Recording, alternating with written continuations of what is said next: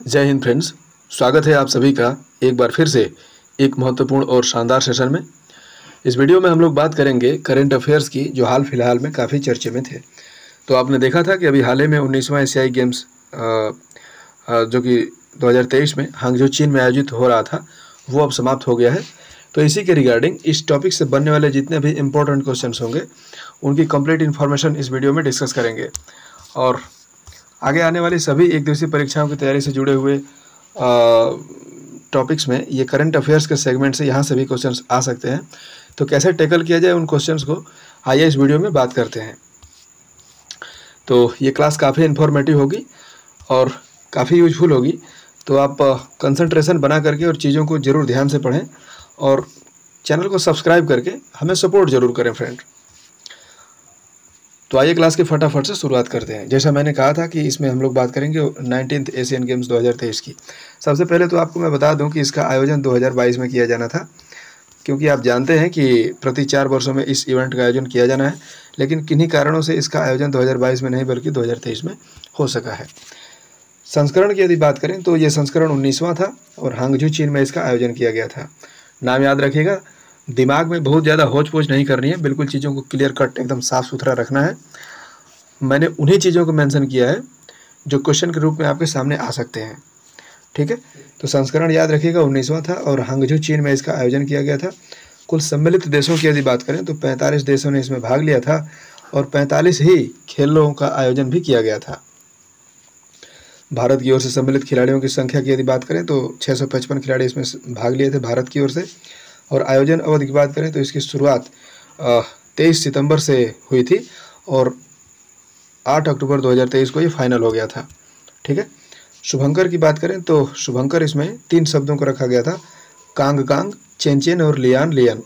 तो आप याद रखिएगा, शुभंकर काफ़ी इंपॉर्टेंट है, कांग कांग, चेन चेन और लियान लियन। भारतीय ध्वजावाहक की यदि बात करें तो हरमनप्रीत सिंह को तथा लवलीना बोरगोहेन को चुना गया था ध्वजावाहन के लिए। आपको बता दें कि हरमनप्रीत सिंह जो वर्तमान में भारतीय पुरुष हॉकी टीम है उसके वर्तमान में कैप्टन भी है।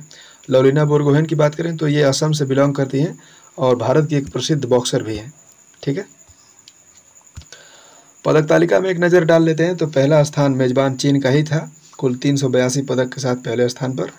जापान दूसरे स्थान पर था 186 पदक जीतकर और रिपब्लिक कोरिया तीसरे स्थान पर 190 पदकों के साथ और अपना भारत चौथे स्थान पर था कुल 107 पदक के साथ, ठीक है। भारत के बाद उज्बेकिस्तान का 5वां स्थान था, 71 पदक जीत करके ये 5वां स्थान प्राप्त किया था। पदक तालिका में भारत को यदि विस्तार से देखें तो इसका चौथा स्थान था कुल 107 पदक जीतकर, और जिसमें 28 गोल्ड और 38 सिल्वर और 41 ब्रॉन्ज मेडल थे, ठीक है। यानी 28, 38, 41 ऐसे याद रखिएगा, 28, 38, 41 कुल 107 पदक जीतकर भारत चौथे स्थान पर था। एक नज़र डाल लेते हैं पिछले एशियाई खेल की, यानी 18वां एशियाई खेल 2018 में जो आयोजित किया गया था। तो याद रख लीजिए, इसका आयोजन जो है इंडोनेशिया के जकार्ता और पालेमबंग में किया गया था, ठीक है। वहाँ भी पहले स्थान पर चीन ही आया था 289 पदक जीत करके। भारत तब उस समय 8वें स्थान पर था कुल 69 पदकों के साथ, जिसमें से 15 स्वर्ण और 24 रजत और कुल 30 कांस्य पदक जीता था भारत ने, ठीक है। और आगामी आयोजन की भी बात यहीं पर कर लेते हैं। आपने देखा था कि हांगझू चीन में ये 2022 का जो इवेंट था इसका आयोजन किया गया था 2023 में। अब इसके ठीक 4 साल बाद यानी 2026 में इसका आयोजन जापान के नागोया में किया जाएगा और 2030 में कतर में इसका आयोजन किया जाएगा और 2034 में सऊदी अरब के रियाद में इसका आयोजन किया जाएगा, याद रखिएगा। एशियाई खेलों के बारे में एक नज़र इसके इतिहास की तरफ कर लेते हैं। तो याद रखिएगा, इसकी शुरुआत वर्ष 1951 में हुई थी और इसका प्रथम मेजबान भारत ही था और इसका आयोजन नई दिल्ली में किया गया था। भारत के पहले राष्ट्रपति डॉक्टर राजेंद्र प्रसाद के द्वारा इसको शुरू किया गया था, इसका उद्घाटन किया गया था, ठीक है। अन्य महत्वपूर्ण तथ्यों में मैं कुछ बातें आपको बता देता हूं तथा कुछ प्रमुख विजेताओं के नाम आप जरूर याद रखिएगा। जैसे भाला फेंक में चूँकि गोल्डन बॉय नीरज चोपड़ा जी हैं, तो भाला फेंक का क्षेत्र जो है वो काफ़ी इम्पोर्टेंट हो जाता है, इसलिए मैंने भाला फेंक से 2 लोगों को यहाँ पर रिलेट कर लिया। एक तो अन्नू रानी का नाम याद रखिएगा, काफ़ी चर्चित महिला जेवलिन थ्रोअर हैं और इन्होंने गोल्ड मेडल जीता था, ठीक है। वहीं नीरज चोपड़ा की यदि बात करें, जिनको गोल्डन बॉय के नाम से जाना जाता है, तो इन्होंने भी गोल्ड मेडल ही जीता है। 88.88 मीटर दूरी तक का ये भाला इन्होंने फेंका था, ठीक है। अच्छा, अन्नू रानी की यदि बात करें तो यहाँ पर मैं 2019 का रिकॉर्ड गलती से लिख रहा था। 2019 में इन्होंने 62.25 मीटर की दूरी तक इन्होंने फेंका था अपना भाला।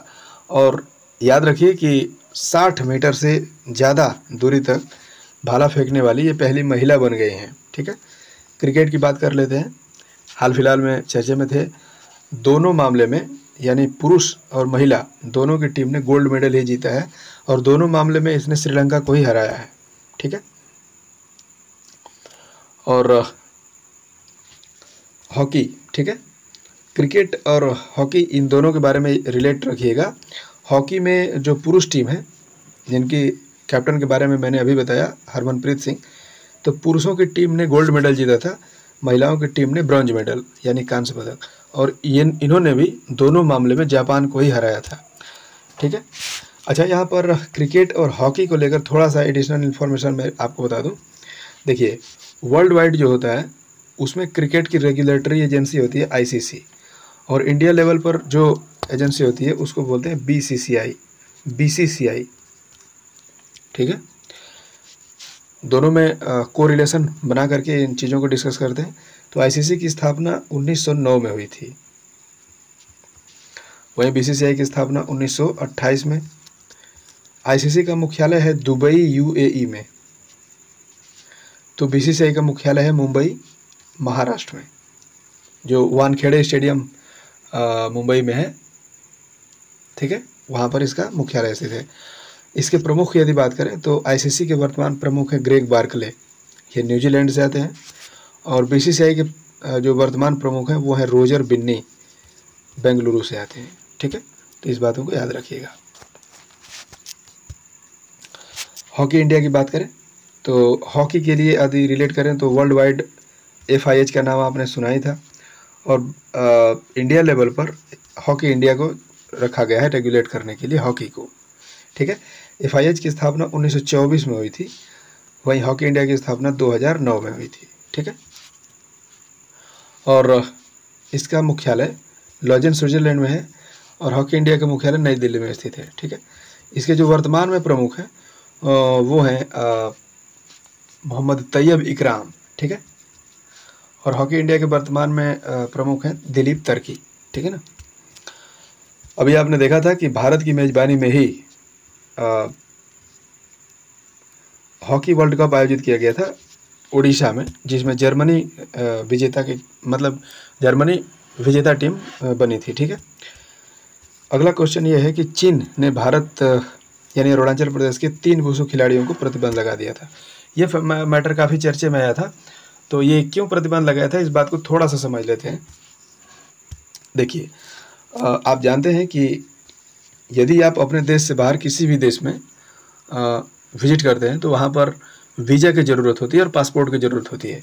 तो देखिए, जो पासपोर्ट होता है वो अपने देश द्वारा दी गई गारंटी का एक सर्टिफिकेट होता है, ठीक है, और इसके बाद जो वीज़ा होता है वो उस देश के द्वारा, जहाँ पर आप जा रहे हैं उसके द्वारा ये गारंटी होता है, किसी मतलब एक तरह से वैधता दी जाती है किसी निश्चित दिनांक तक, कि मतलब आप उस देश में इतने दिनों तक रह सकते हैं, ठीक है।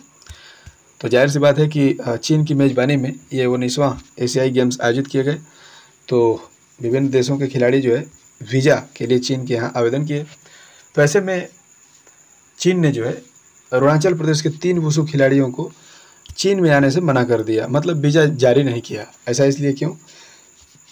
आप जानते हैं कि अरुणाचल प्रदेश को चीन अपना हिस्सा समझता है, और ऐसे में वो ये समझता है कि अपने ही देश यानी अरुणाचल प्रदेश जो हमारा हिस्सा है, तो अपने ही देश के नागरिकों को अपने ही देश में आने के लिए वीज़ा की ज़रूरत क्या है।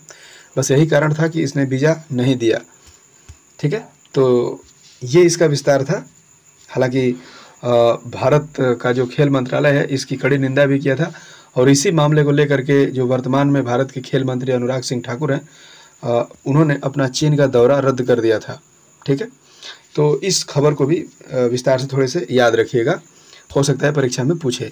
यहाँ पर वन लाइन फॉर्मेट में आपसे पूछ सकता है कि कितने खिलाड़ियों को बैन किया था, तो 3 लोगों को बैन किया था, याद रखिएगा। और 2 बातें और मैं बता दे रहा हूँ। एक तो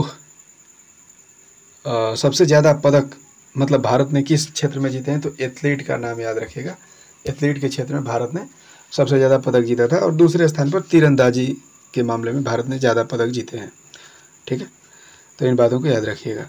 तो फ्रेंड्स, ये थी हम लोगों की एशियन गेम्स से संबंधित चर्चा। उम्मीद करता हूँ कि वीडियो आपको पसंद आई होगी, और वीडियो यदि पसंद आई हो तो वीडियो को सपोर्ट जरूर करें, लाइक शेयर और कमेंट भी जरूर करें, और चैनल को सब्सक्राइब करके